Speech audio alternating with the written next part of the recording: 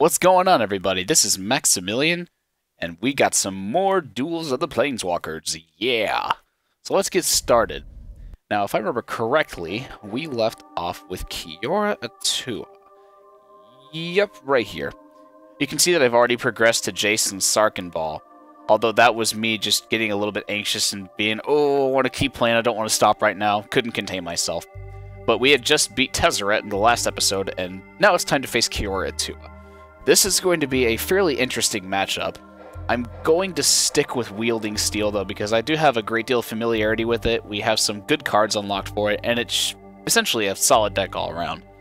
Now, the reason I say Kiora Atua is an interesting opponent is because she's got a really solid endgame, and that tends to be the bane of white decks. White decks have a really strong start, and they tend to just kind of hold you off of any kind of board position while they cruise their way to victory. However, once the opponent tends to establish a position, or has the ability to establish a position, things start to get a little bit shaky for the white deck. I'm going to keep this hand, mostly because Stoneforge Mystic is in here, and we all know how ridiculous Stoneforge Mystic is. So, aw, darn, I wanted to go first. Oh well. The thing with Kiora's deck is she has random things like this Kraken Hatchling here, which are super annoying for us, because that can pretty much stop any of our weenies from getting into the red zone. And at the same time, her deck is mainly focused on ramping, getting a ton of mana out there, because her endgame is essentially humongous threats. She tries to get to the endgame as quickly as possible so that she can dump threats that we can't deal with. We're talking like 10-10s, stuff like that. So if she ever drops a big threat, then we're pretty much out of it. However, we're going to have to hope that our rest can get us there. We'll save the removal and stuff like that for her bigger threats, and that may be enough for us to push through. But right now we're going to need some evasion because she's clogging up the ground, which kind of sucks. So, let's see. Drop a land, and let's go play that Stoneforge Mystic. We're going to need to get us a good equipment here. I'm thinking the Kite Sail is probably going to be our best option, although, given all the land we have, Argentum Armor might not be a bad idea. I mean, that's kind of hoping that we top deck something relevant, because at the moment all we've been drawing is lands. Although, considering this game is going to go long anyway against her kind of deck, I think Argentum Armor is probably the best bet. It puts us off in terms of actually getting a board position established, but if we can extend our game long as well, and not only that, but use the Argentum Armor to deal with any potential threats, we'll probably stand a pretty good chance of winning. That's fine. Right now she's basically just trying to get lands into play and draw as many cards as she can. We didn't have the super fast start that we would normally have, but, you know, that's just gotta deal with it. Fortunately, it doesn't cause white to fold like most strategies would. Like, super aggro strategies like usually in red. Sometimes if you just can't get that fast start out, you're pretty much sunk. But even if your opponent stabilizes in white, you do have a little bit of ability to reach. So that way you're not totally sunk if you just happen to have nothing to start the game off at a super fast pace. Ah, I just did that. Shoot. It's not like it's really gonna matter because we can't equip the Argentum Armor anyway, but I could have cheated it into play. I guess it really doesn't matter. We're not going to attack with Stoneforge because he can just block with the Kraken Hatchling. There's no point. So yeah, I think next turn, assuming we don't draw anything relevant, probably just flash in the Argentum Armor and pass the turn. Giant Octopus. I don't really care about a 3/3. That's totally okay. Considering that she hasn't done us any damage yet, this is not a big deal. Not a big deal at all. Gideon's Avenger. I'm thinking I might want to play that. Yeah, the Argentum Armor can wait. Because we don't have any, I don't believe I have any of the, the core outfitters ready to go. Or if I do, I don't have very many. Where you can attach them when they enter the battlefield. At least at the moment, I don't have them in my hand, so there's really no reason to play for it. So I'll go ahead and pass the turn as it is. And try to put as much on the board as possible and try and hold her off. I could see her potentially attacking here, but she probably won't. She's mainly focused on getting 10 bajillion mana, or however much it is, and casting some of the big stuff in her deck, like Kozilek. Which would be pretty dumb if she ever did get that out there. but I'm thinking it's not going to happen. Hopefully it doesn't happen. And if it does, then we'll have our Genom Armor to deal with it. Let's see, does that cost 3? Yes, it does cost 3. So we can drop that. And flash in the Argenum Armor at the end of the turn. Excellent. Alright. Nah. No reason to attack with any of those guys. If she attacks, we'll get some counters on Gideon's Avenger, and that's totally okay. She is at 8 mana right now, though, so I do want to get that Argenum Armor equipped as quickly as possible. Oh! F. I completely forgot she had Simic Sky Swallower. That might just be game over. I'm pretty sure I have no way of dealing with that. Well... crap. It didn't let me respond at end of turn. Oh, I hate that. I hate that. I think we may have just lost the game because I didn't flash it in. Oh, piss. Well, whatever. That's my mistake. I'm just so used to playing Paper Magic that I'm not very used to the electronic interfaces that are here. So, not much you can do. Yeah, let's equip this to, let's equip that to our Sunspear Shikari. Get first strike and lifelink. No. Can't attack yet. That pisses me off! It's no fair. Usually I'll just wait until they're done and they'll say go. Okay, so alright, end of turn, I'm gonna do this. But I completely forget that I have to be actively paying attention continuously to what's going on the little game state here. Alright, let's equip this thing.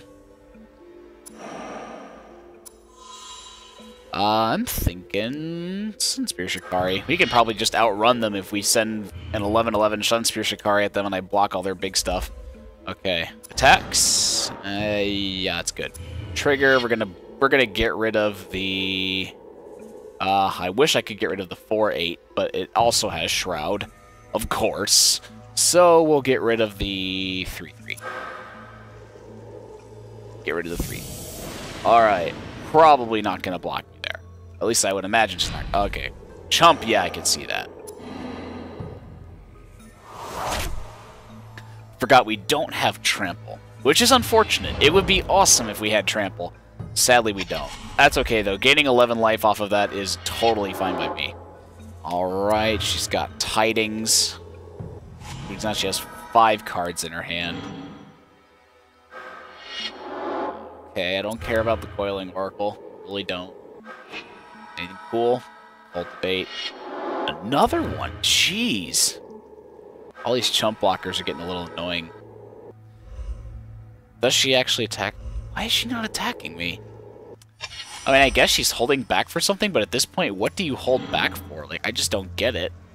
Well, let's play stuff out. Like, there's no point in leaving mana untapped right now, so I might as well just throw out my creatures and clog up the board.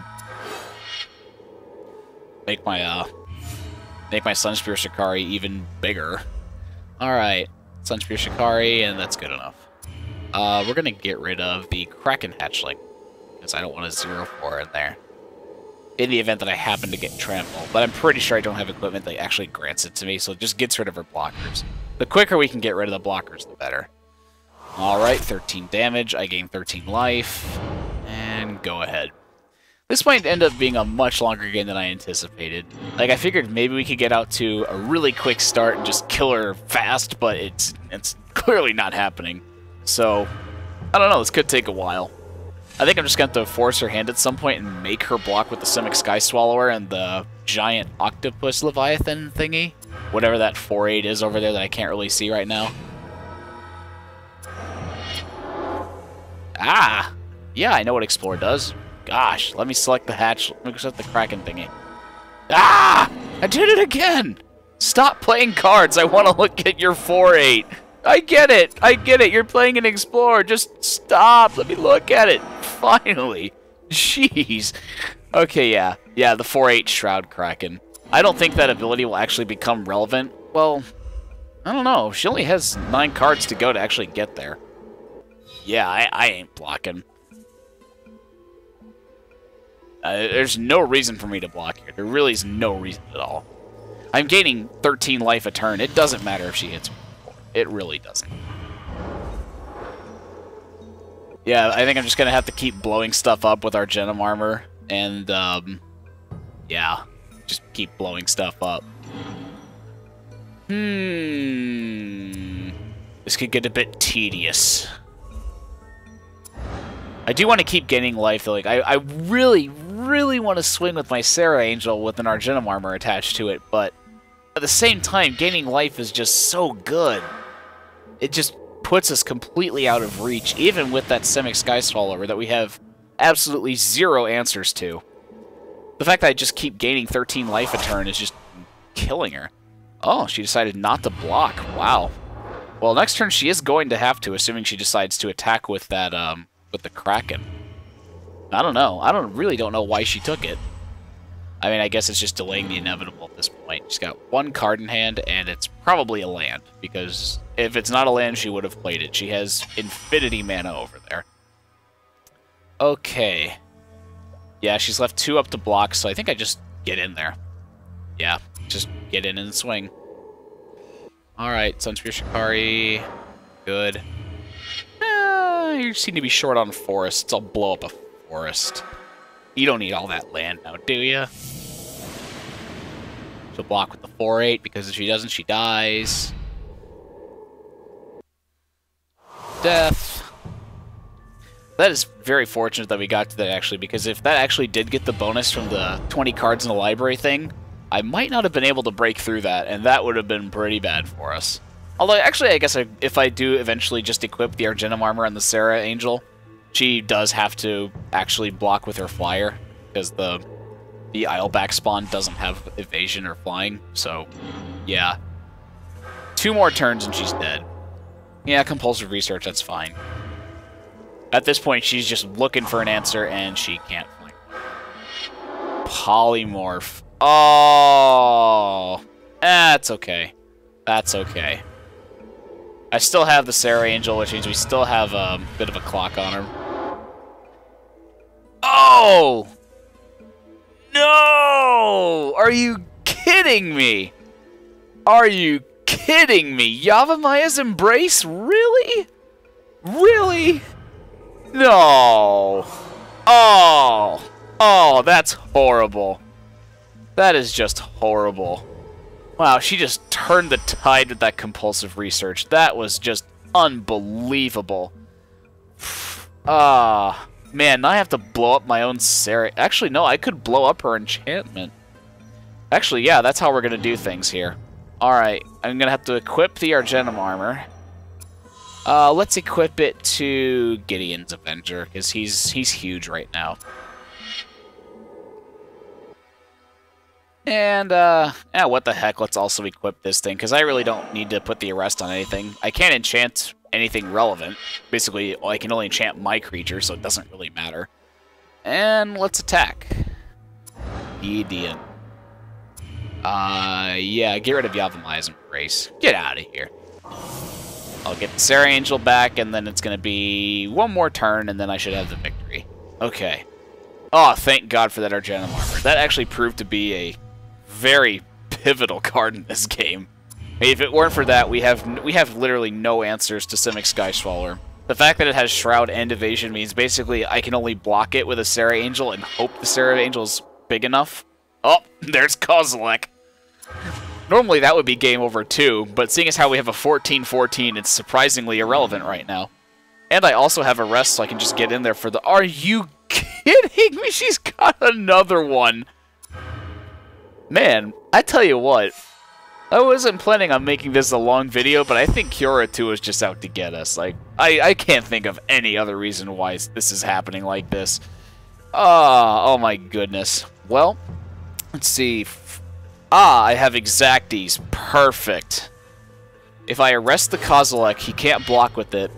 He'll have to block the 14-14, and I have 9 damage worth of guys. So, looks like I've still got it, even though she just ripped like a champ right there. Like, that was just incredible. Just awesome stuff. Okay. Yeah, let's go to combat. And let's turn everything sideways. Yeah. I guess I could just destroy Kozilek anyway, but nah, it doesn't matter. She has no mana untapped, so I'll get rid of a land.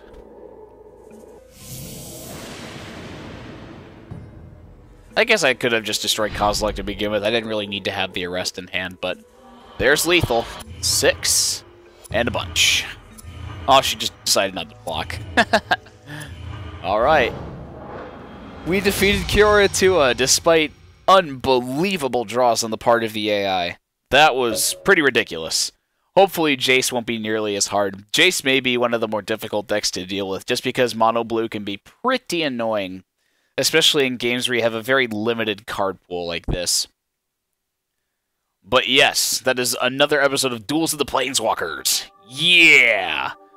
Stay tuned when I go up against Jace next round. Maybe I'll switch up the deck, although I'm really feeling it with the mono white right now. Even though it looked like we might have been out of the game there, this thing just has the ability to come back out of nowhere. So, that was awesome. I look forward to the next one. Hopefully you guys will too. Thanks for watching. Until next time. See you later.